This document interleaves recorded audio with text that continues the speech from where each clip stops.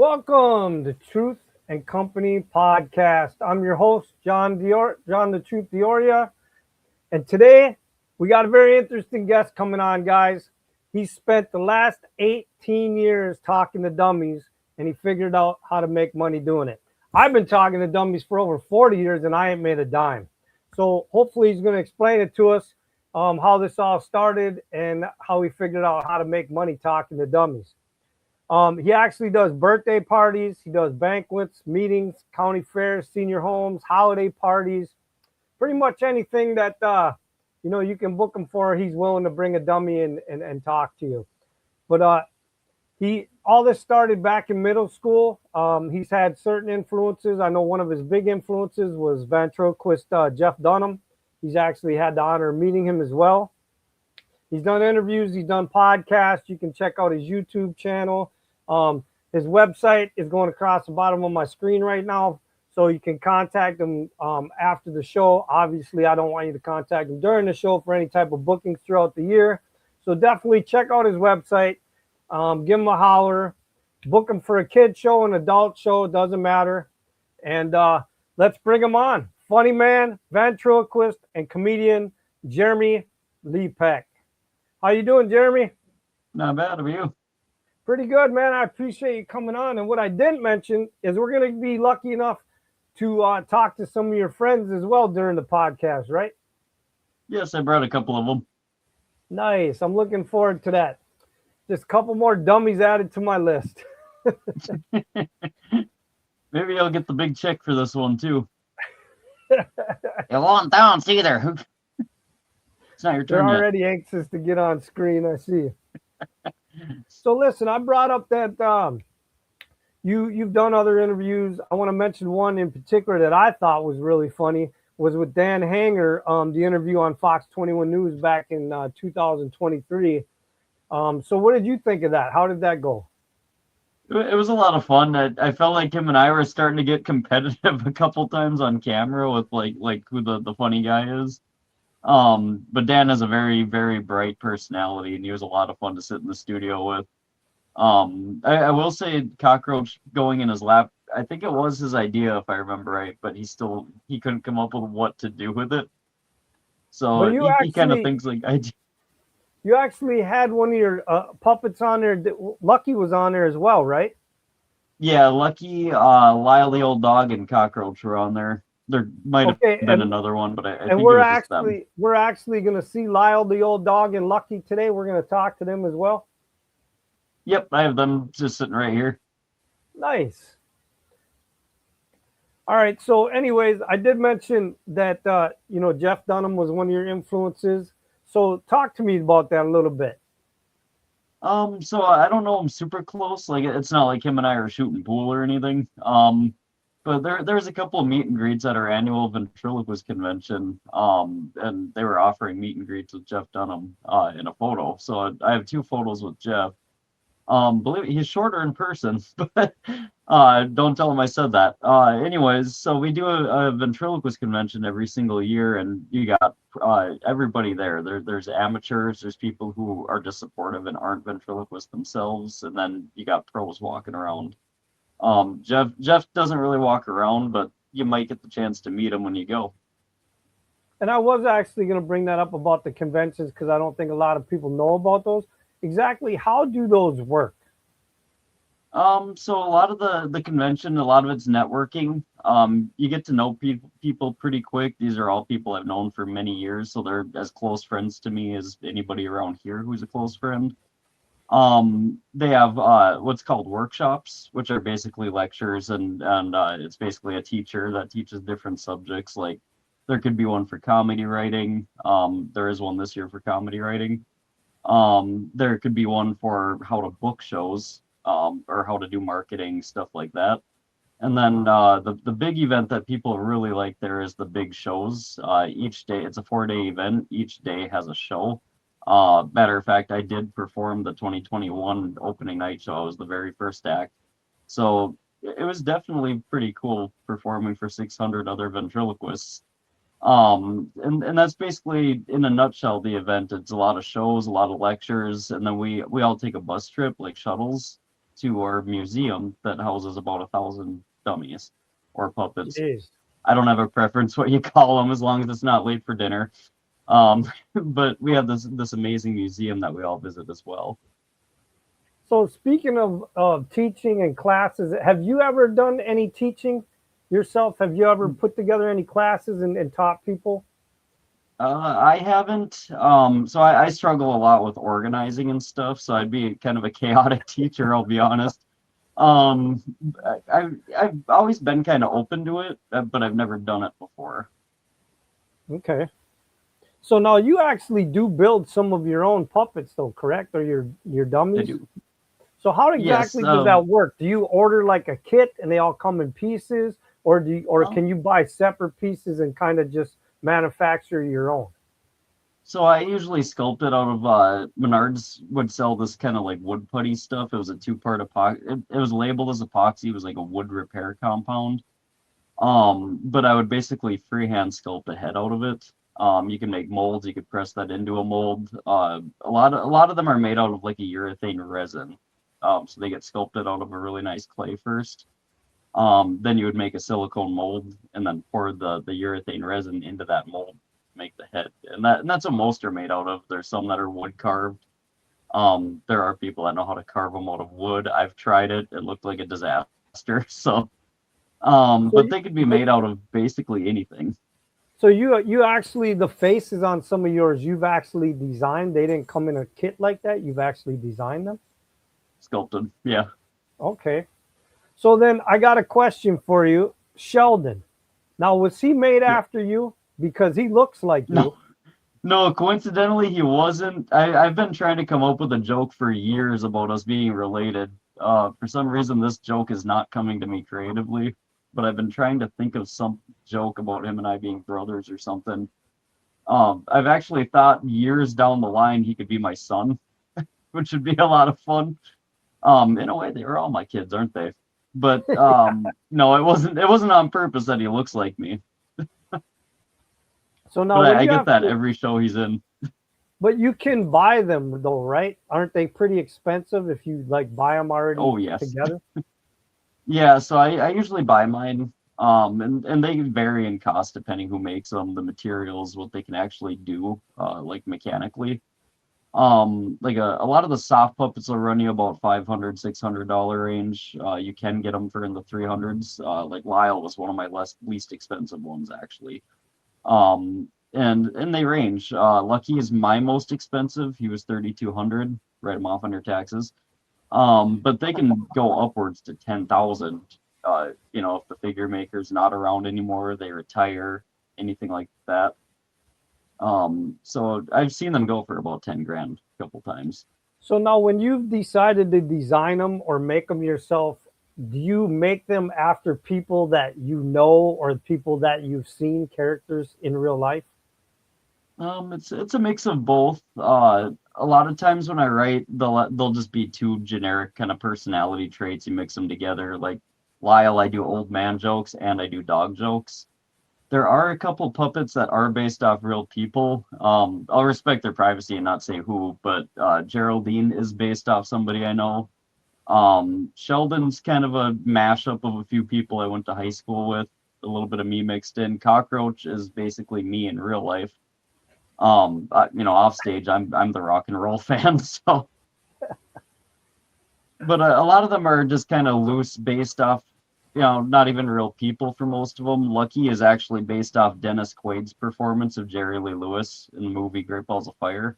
So Lucky gets kind of that look at me, and he even plays Jerry Lee Lewis music. So he's based off Dennis Quaid. I know he doesn't look like him. It's the personality, not the look. But your dummy cockroach I find interesting, but I know that you try to keep your act family friendly. You don't swear, you don't get vulgar, things like that. I personally would just love to see cockroach like at an adult show talking about drinking and drugs and women and going to jail and swear a couple times and talk about a Harley. But that's just me anyways. I'm just saying. So, but I've done adult shows a couple times with him, and I never work blue, even in an adult show. I just, because, you never know who's watching it if a video pops up. especially doing family shows. You just got to be really careful. But Cockroach does do a joke in the adult shows about baking brownies for his home ec class because he's still in school despite being an adult. And he made brownies for home ec class. Okay.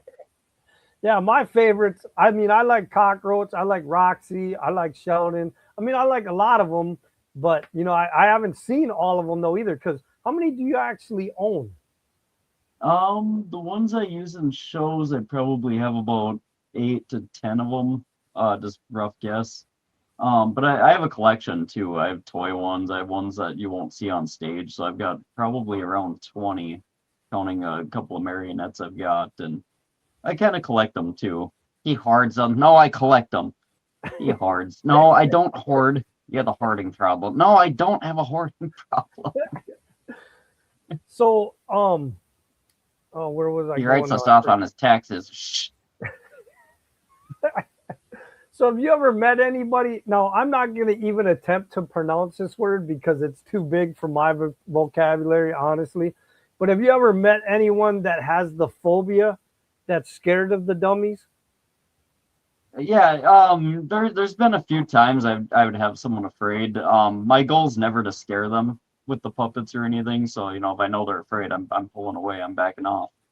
I've had a few even recent experiences. I brought Lucky out to karaoke a couple of years ago, and I had this person that was getting nervous, but she was kind of saying some things because a lot of people can when they're afraid.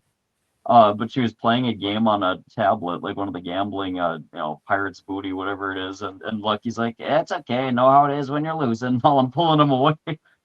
So that's one of my favorite stories. But once in a while, you will get someone who's afraid of them. But like I said, it's never my goal to scare people unless I'm working the haunted ship. I pull them away. I don't engage if someone's afraid. Yeah, I I mean, just made a when I was, recent Facebook post. oh, go ahead. I just made a recent Facebook post from I was doing a walk around at Billings Park Days a couple of years ago, and you could see in the photo it's a little girl, and I'm using Lucky, who should be scary to kids. It's just how kids work sometimes. But because I have Lucky lower than her, his head level's lower. He's kind of pulled away a little bit, but he's talking to her. But you could see she's laughing. She's not nervous. And that's because there's a lot of techniques to keep it from scaring somebody. Okay. And well, where did He I scares lost us though. So how far do you travel to do shows? I've done the whole Midwest. I'd be willing to, figure out the whole suitcase situation for flying to like Texas or something. I almost had a gig in Texas once. But I've gone as far as Illinois, through the Dakotas. I've pretty much everywhere in the Midwest. I haven't done Michigan yet, but that is on my list to mail out. I do a mail Okay. out every year, so I just ship them everywhere to all the county fairs. So no, I did Um, mention that you started this in middle school. Did you ever have any problems like going through school when you were talking to puppets and training? Did you ever have any problems with any kids bullying you over this? all the time. It usually wasn't for the ventriloquism, but I was learning ventriloquism around the time. So, there's the occasional kid, oh, you suck at that. Yeah, probably because I started doing it 2 weeks ago. But yeah, so back in middle school, there was a couple of comments I remember. Like one was from one of the kids. I remember it pretty well, but I just never let it get to me, because for every one person that doesn't like what you're doing, you're making like 20 more laugh. So That's a good point. So it's stuff you can't let get to you. now I got a personal suggestion of something that I would like to see you do. I don't think you've done it yet, maybe because I haven't seen all your shows, but I know you have some older characters, some elder puppets, like not Yeah. like in age, but like as the character. I would like to see you bring on a married couple and have them like bicker and talk, and they've been married like 50 years and do one of Oh, I those do things. that. Do you have a married Yeah, couple? I do that with George and Geraldine. They're a married couple. They're old. Um, usually adult shows or senior shows is when you see them out. It's not usually like the county fair setting shows. Okay. But yeah, they come out, they bicker. There's a recent joke I just wrote. My mentor actually kind of gave it to me. George bought his wife a personalized bracelet. What did the bracelet say? Do not resuscitate. So That's actually a good one. yeah, so they do a little bit of bickering on stage together. Something that drives them nuts about the other one. Like George hates Geraldine's morning breath. I did a improvised joke at my recent New Year's Eve show at Wusso's about her having a CPAP machine. You're sick. So why ventriloquism? What drew you to it? Why that? Why did you take that route? So I mean, have you had like a draw to something that you can't even always explain yourself? Like you love boxing and doing podcasts, Well, which yeah, is no, fantastic absolutely. You're stuff. right. With boxing and photography, they're my passion. You kind of find something that you're good at doing, and you try to be bad at it and you can't. So you usually try to find something that you're really good at doing, and that you genuinely enjoy. You're not going through the motions when you're doing it. I never feel like I'm going through the motions when I do ventriloquism. Um, and I think the love for it has never really faded. I never stopped doing it since I picked up my first dummy. And Yeah, and if my you can first get, ever dummy was one of oh, those go ahead. J.C. Penney catalog ones. But I mean, if you can get paid to do something that you love on a regular basis, why wouldn't you keep doing it? Yeah. And I'm a I mean, banker even out like, there. No, you're not.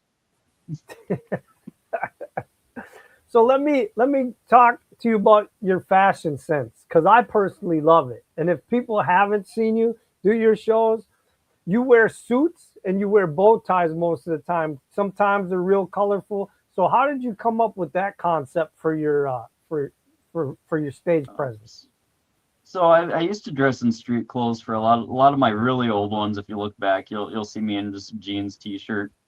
But I have a really great, fantastic mentor that's taught me, a lot of the success I have is because of him. One of the things he taught me is you never want to look like you just came off the street when you're doing variety arts. Maybe it works for stand-up comedy.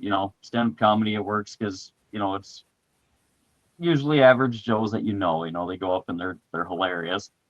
But when you do a variety art thing, there's something about a guy in a bow tie with a big, dramatic, colorful stage that draws people in. And believe it or not, you get more gigs when you dress up for the gig. So you never see me in street clothes on stage. It'll be bow ties, shirts like this. Yeah, You I have to like the lead fire how much he jacket. spends on clothing. He can write it off on his taxes. Thank you, Lyle. You guys will be meeting him in a minute. Yeah, speaking of that, let's get to the 20 random questions. Are you ready for these? I know some of your friends are going to help you out with these. Yeah. Come here, buddy. Come here. Oh, geez. Okay. He takes up the whole can. I don't There know we go. him. No, come here. I don't know him. Yes, you do. He's been to our gigs and he's taken our photos. I don't remember him. I'm old. I know. Your internet's breaking up a little bit with him. There Oh, you go. geez. Yeah, we don't got a super clear picture of him. I don't know why, but Did you swallow so an EMP device, Lyle? how you doing, Oh, Lyle? there's my other dog playing over there, if you can hear that. How are you doing today, Lyle? I'm doing pretty good. I'm old and tired. How are you doing, John? I'm good. I appreciate coming on today. All right. I So can't actually Jeremy, hear anything he's saying. You got headphones. I have a headphones so you can't hear it. all right, question one, Jeremy. Tell me about your background and your upbringing a little bit. So I've been born natural, Duluth, Minnesota. 30 years old. I got two lovely parents that are, they're still married now. Very supportive of what I do. Back in the day, there was always a little bit of bickering I had with them about me doing this full time. But, who doesn't argue with their parents about that? But it's always been a pretty steady life. Yes, that's right. It's always been a great life. Yes, it has. Um, besides doing the ventriloquism, I'm kind of an average Joe too. Trying to think of improvise here everything about my background. I graduated from Denfeld High School, great high school, 2014 graduate. And you know, you'd never believe what he would do. What the morning announcements? I did the morning video announcements with these guys too. It was So do you have any cringy. No, siblings?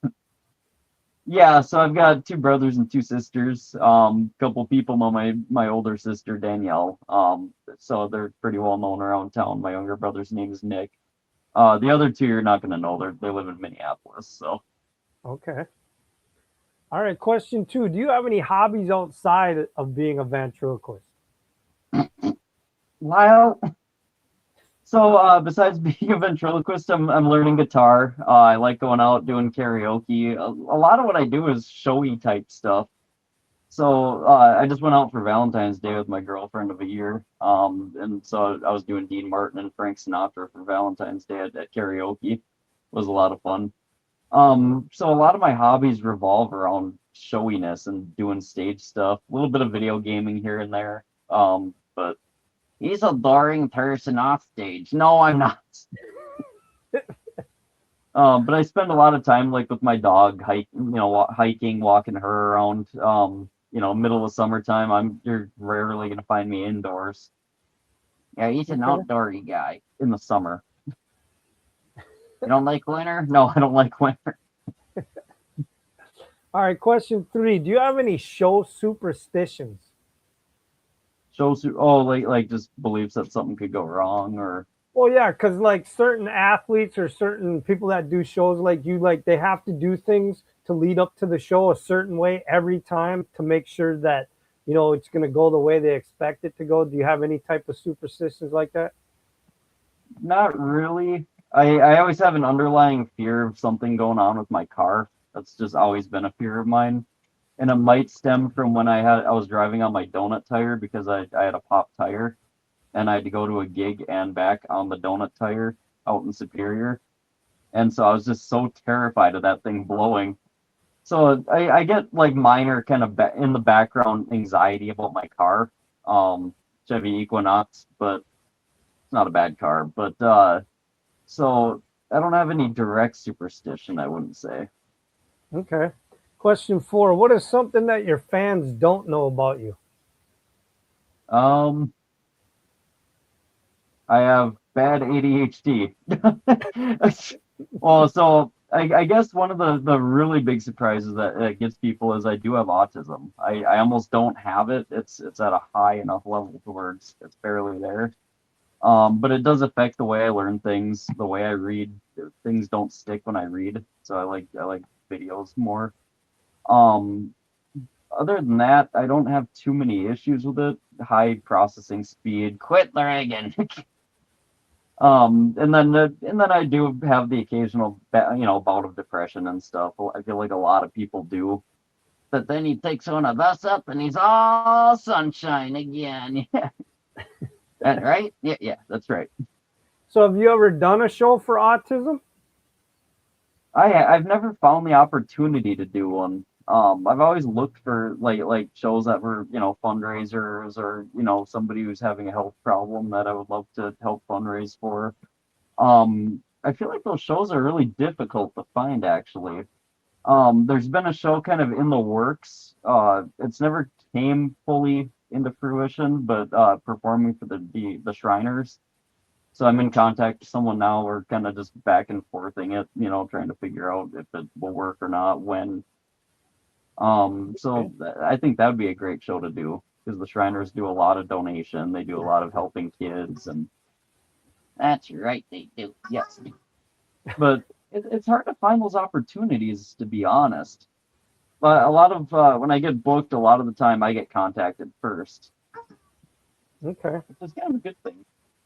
All right. Question 5. What's the craziest or the funniest story that ever happened between you and a fan?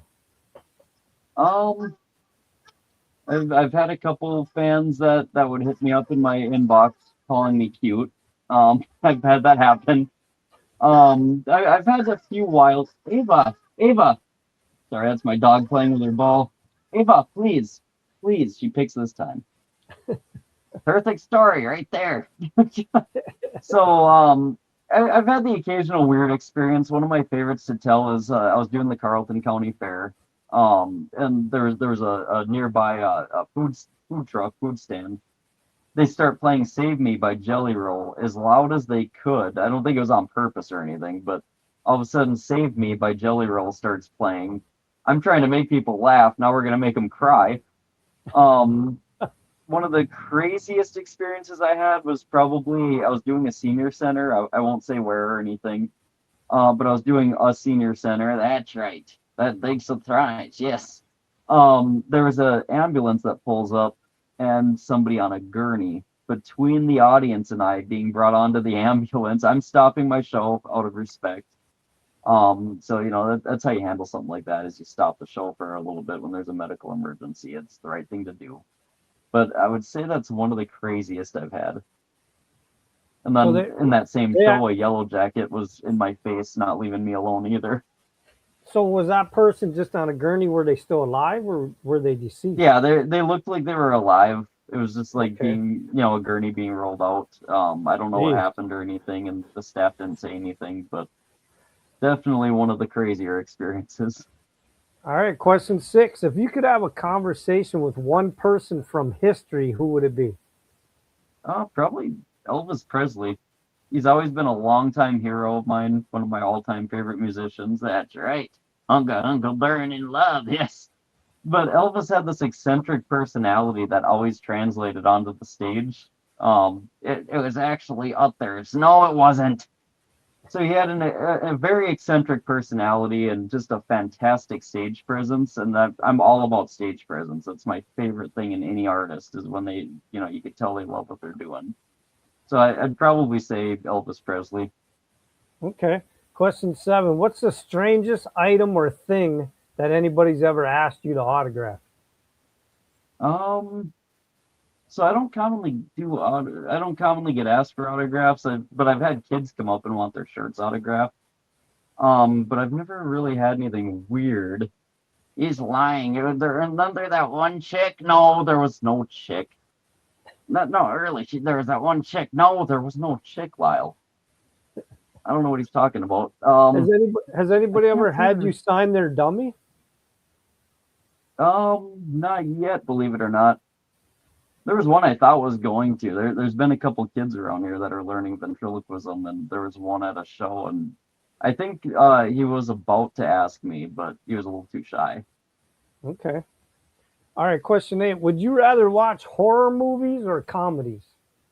Oh, ooh, deep. Because I love both equally. Depends on the mood I'm in, I think. Because like I told you earlier, I've depression too. Mood goes in cycles. If I'm on my more depressive side, I'll avoid the horror. Just because the vibes, comedy's usually my go-to though. Like something with Adam Sandler. Just I like absurd and stupid comedy. I like 90s a lot. Because back in the 90s, I felt like movies were a lot more eccentric and wild. Grown Ups was a favorite of mine. I love anything that's just absolutely wild comedically, like Austin Powers is one of them I love. And then horror, I like any of the supernatural ones, like The Conjuring is pretty great. I'm into like ghosts and spirits and stuff too. So, have you ever seen the movie Magic? Yeah, I do have a replica of Fats from that movie that I built. I spent about 5 months building them, and I used them on the haunted ship. Okay. The abracadabra, hocus pocus, Well, that's the first movie when I was a kid that I saw with a dummy as like the villain or the bad guy or whatever. And yeah, so that kind of made me nervous about dummies at first when I was a kid. Because I thought that's creepy. I thought that's pretty creepy if you're sleeping in a bed and you wake up and you got a dummy across the room like staring at you, like Lucky right now staring at me. That's funny because Jeremy used to have us in his room. No, really, he did, John. He did. Well, his girlfriend probably made all you guys go in the trunk at night. Yeah, no. So I finally decided after years to put them in here. I usually would have like one of them in my room, Move just like a Lucky little over reminder for of me a me. little bit. He's looking too Come creepy. I'm only seeing one eye. here. No, stop it. Remember when you said you don't try to scare people? Yeah, so what was that? No, but one of the cool things I love about Lucky is he could do a lot of stuff. You know, he can look back and forth, he can wiggle his nose, he can raise his upper lip. So he can do a lot of stuff. He could do that, blink his eyes. So do you ever like when you actually name all these guys, right? Do they actually have bios? Do you give them like stories? I never go too in depth with them. I kind of just let the jokes take over for that. One thing that gets people really interested in these guys is when there's not a lot of background, so it makes them want to hear more from the puppet. Okay. There's a technique to it, and Jeff Dunham does that too. Jeff Dunham has never brought out like a wife of Walter, even though Walter always talks about his wife. Because Jeff wants the audience to imagine what Walter's wife looks like. So a lot of the jokes I do for these guys are kind of like, their daily routine, what do they do for work besides being out with me? And it gives the audience this imaginative kind of feeling that they're like, maybe they're not just a dummy. They're out there working another job. Lucky, Like you're I'm the really department creepy. store mannequin. You're a Lucky, you department keep store look. mannequin. What exactly do Lucky, you do as a department store mannequin? Lucky keeps looking at me Jokes like all that, yeah. creepy. That's just my face, John. Okay. All right. Question 9. So Jeremy, how do you inspire other people? I just like to kind of do what I do to inspire people. It just kind of comes with the territory. I'm on stage bringing out laughter and smiles, and people get to forget about their problems for a bit. So Okay. that's probably one of my favorite things about what I do. So inspiring wise, I like when people just feel like they can be themselves, they can laugh, they can all come together and just laugh at something, and not argue about politics or the Super Bowl, who's going to win the Super Bowl, or the Super Bowl entertainment argument. Yeah. Yeah, they're all great. Okay, that they're all great entertainers. Done. Yes. So I love that I get to make people, I not make them, but help people forget about their problems for a little while. And also Lose does that. No, it doesn't. Do not endorse that. Lucky, are you a boozer? I'd rather have a bottle in front of me than a lobotomy. No, stop it. I don't know All where right. he gets these jokes from. He has a hand in it. Okay. Question 10. Have you ever had an incident where you thought you were going to die? Um, I can't think of one. I mean, back when I was younger in my beginning 20s, I drank a lot more than I do now. Depressive side feeds off that though. Um, could say I've had maybe a couple nights like that. I'm not afraid of a lot of things, to be honest. Like, I've had experience with the supernatural. I've had ghosts around me. I've had stuff like that. So I'm just not too afraid of the subject. Just knowing that energy does persist when you die is one of my beliefs. Okay. He's crazy. No, I'm not. Question 11. What's your best ventriloquist memory so far in your career? One of my all-time favorites was performing the International Ventriloquist Convention in 2021. 600 other ventriloquists enthusiastically laughing at your act is something that's hard to top. I've had a lot of great memories. Even the horror stories that I've had that I told you earlier I mean, they're noteworthy enough. So this is a career that just never gets boring to me. Gets boring to me though, right? In the suitcase. Yeah, you get to drive around, listen to your loud music. I get to sit in a hot suitcase. Woo! There's a dog outside. No, stop. Hey, Lucky, do you get along with all the other? Do you get along with all the other puppets? Well, you're in every workplace. You work with idiots. Lucky, what are you talking about? Oh, like that cockroach guy. Yeah, what about cockroach? He's crazier than a soup sandwich. But overall, you got people you get along with. I never really wrote anything about you guys not getting along with each other. George is an old grouch. Yeah, all you guys think that. I think Lyle has fleas. No, he doesn't. All right, Where do you question get that 12. impression? Question 12, Jeremy. If you had to spend 30 days in a jail cell, what comedian would you choose to be your cellmate? Uh, Jeff Dunham. It's like the whole routine. He did that routine on stage. The come here, Tata Doy, make your daddy talk. Question 13. What's your favorite sports team and why? So I've never been super into sports, to be honest. I do root for the Vikings or the Packers, depending who's on. If I'm around other people that are into sports, I'll just kind of pick the popular one, to be honest. He doesn't know anything about sports. Not much. All he knows is do not go through the nets. Hey, Lucky, does that mean he doesn't even have game with women? Oh, you'd be surprised by that. I'm not just saying that because he just slipped me a 10 just now. Well, I've been with the same woman for like a year now, and things are going really great with her. Hey, Lucky, can you move over for me a little bit? There you go. Yeah, I'm sitting at a weird angle right now, too. It doesn't help anything. All right, question 14. If you could change one thing in our society right now, what would it be? I'd say more kindness to each other. The past few years, it feels like people have gotten just outright nasty to people they don't even know in public. And I would support some kind of support for the poor. It sucks when you're poor and you're paycheck to paycheck. There needs to be less of a divide between the wealthy and the poor, in my opinion, politically. um there's just a lot of like meanness, I would say, in society that needs to go away, and understandably politics does not help that at Okay. all. Matter All of right, fact, you question. know what me and a politician got in common? What, there's something working our heads. All right, question Quick thinking. 15. If you were to go on a fishing trip for 1 week and you could choose two people to go with you, but one would have to be one of your friends and one would have to be a celebrity, who would you take on the fishing trip? um I'd say, ooh, that's good. I'd probably say either probably my girlfriend and one of my favorite celebrities, Willem Dafoe.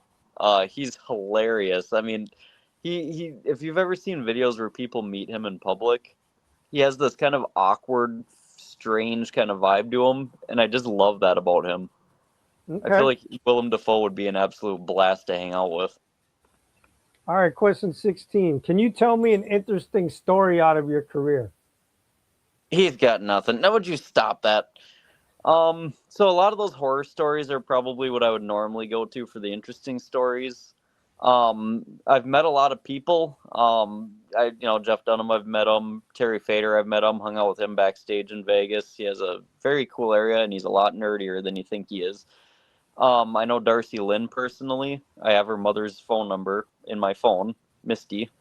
And then also Jessica Lang is somebody I kind of know personally from working at Menards, day job. Jessica Lang was at one of my shows one time. I was doing the Carleton County Fair. This was 2022, I believe it was. But yeah, Jessica Lang was at my show. I look over and there she is, kind of by like the side of the pavilion, and I was like, "All right, let's do this as good as we can do it." She had her grandkids with her. It was adorable. It was a Nice. really fun time, yeah. All So right, I've met question met seven. a lot of those, a few different stars, and it's always a special experience. All right, question 17. Who's your favorite comic book, cartoon, or movie villain? Oh, villain. I'd probably say either maybe Doctor Octopus from Spider-Man, Green Goblin from Spider-Man. That's my main favorite piece of media. Also, Mortal Kombat. I love Shang Tsung. the guy that steals souls, and then he can turn into anybody and use their abilities, impersonate them. You could, get into their ranks, disguise as them even. Okay. All right, question 18. So I know you dabble a little bit in singing, and you're talking about you're trying to learn the guitar. So question 18, can you sing, dance, or play an instrument? Basic guitar stuff, Johnny Cash type stuff, and then on the electric guitar, I'm learning System of a Down, metal type riffs. I have a very diverse taste. Singing wise, I do a lot of like Johnny Cash. If I go to karaoke, I've done a little bit of Elvis, Dean Martin, Frank Sinatra. Depending on the mood I'm in, if I go out, so I've done Alice in Chains even.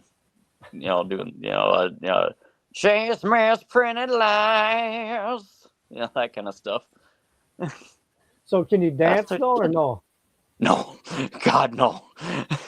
The dancing I won't try to do. I can mimic stuff to a degree, but you can do a little bit of Elvis dancing. Yeah, a little bit of Elvis dancing, that kind of stuff. But all right, question 19. Do you have any phobias? I've always had a fear of like my house burning down. I don't know where that comes from. Maybe in a past life I died in a house fire. So I've always had a fear of my house burning down, or prion disease, which is it's a brain disease that sneaks up and there's no stopping it when it gets you. Basically any kind of disease they can't treat would probably get me. Rabies. Rabies is terrifying if you look into that kind of stuff. I don't have a lot of fears, but I would definitely say those probably. Have you ever had any nightmares or phobias that all these dummies attack you all at the same time? Believe it or not, no. So the weird thing is, in my dreams, I have hung out. I've done ventriloquism in my dreams, but the dummy is alive in the dreams and automatic kind of. So I could be sitting there with Lucky in the dream, not even doing what I'm doing right now with him, and bringing him to life. But in the dream, he'd be alive, and we'd be sitting there trying to come up with material or whatever. Yeah, that's because I'm literally a part of your brain, and that's the worst part is if you die, we're all gonna die. It's scary to think about. It's gonna be like 20 people dying at once. Yeah, there's gonna be some weight to that one day. You guys will all go to the Ventriloquist Museum, though. You'll be fine. Yeah, we won't be talking. It's okay. What else were you going to include in those phobias, Jeremy? Centipedes. That's the one animal I'm probably afraid of. Is centipedes scare the crap out of me, and I love all animals. I've handled tarantulas. I've held snakes. Some about centipedes, and I think it's just because of how aggressive they are. I mean, you're almost guaranteed to get stung if it's on you. I didn't realize a centipede was aggressive. Oh, they are. Like the big centipedes, like the big Texas ones, they're like almost the length of your arm. Okay. And then reportedly a sting from one of them feels like a gunshot, I guess. So. Jeez. All right, question 20, our last question. How has being a ventriloquist affected your life in a positive manner and in a negative manner? So positive manner, everything I was talking about earlier with bringing happiness, bringing smiles is my main thing. Negative wise, I suppose in the dating scene back when I was, single and I'm, trying to find a partner, sometimes girls get a little freaked out if they're not prepared for you to bring a dummy around. I mean, I'll be honest. But then there's other girls that, especially single mothers that love it because, hey, my kid loves ventriloquist. But I'd say probably as a challenge, the dating world. Oftentimes I have to take a day job that's, like $18 an hour, but as a trade-off, getting time off to do this. So oftentimes so it affects the day jobs too, which would also affect the dating. Okay. Yeah, he's not no $30 an hour sitting here. He ain't. No, I'm not. Until the sun there, then they can thank. Yeah, sure. I don't like flaunting. So do you got any shows coming up? Yeah, so I'm gonna be up in Cloquet on the 19th. I'll be supporting Steve Sokola. He's a really good friend of mine. I'll just be doing like a little 10-minute kind of vaudevillian style ventriloquist skit, not my usual type stuff. So I'm gonna try to film it because it's gonna be very unique. And then publicly, not really till the summer for a full show. I've got senior shows that I've got. This is the time of year I do a lot of senior shows and private ones. In the summer, I just confirmed Two Harbors Heritage Days and the Carleton County Fair again, so I'll be doing both of those again. And I've been reaching out, sending brochures out, business cards. It's usually how you do it. So hopefully it's going to be a full schedule. All right, cool. Hopefully. Well, listen, I appreciate you and your friends coming on, and I hope you enjoyed doing the random 20 questions. For sure. Hey, Lucky, would you like to give a shout out to the show real quick and just tell people to tune in and watch Truth and Company podcast? So a shout out, you say? Yeah, a shout out. So I'm going to take it literally. What do you mean? Watch Truth and Company. No. Just give a shout out. Watch Truth and Company. John is fantastic at what he does. He's professional. He's polished. Besides the internet connection thing earlier. Yeah, sure. And John is a great guy overall. He's taken photos for Jeremy on stage. Great guy all around. He's always fun to talk to, yes. So watch Truth and Company podcast because he tells the truth. Pretty good. That's very All good. right. Yeah, on the fly. All right, hold on, Jeremy. And with that, the truth has spoken. I like that.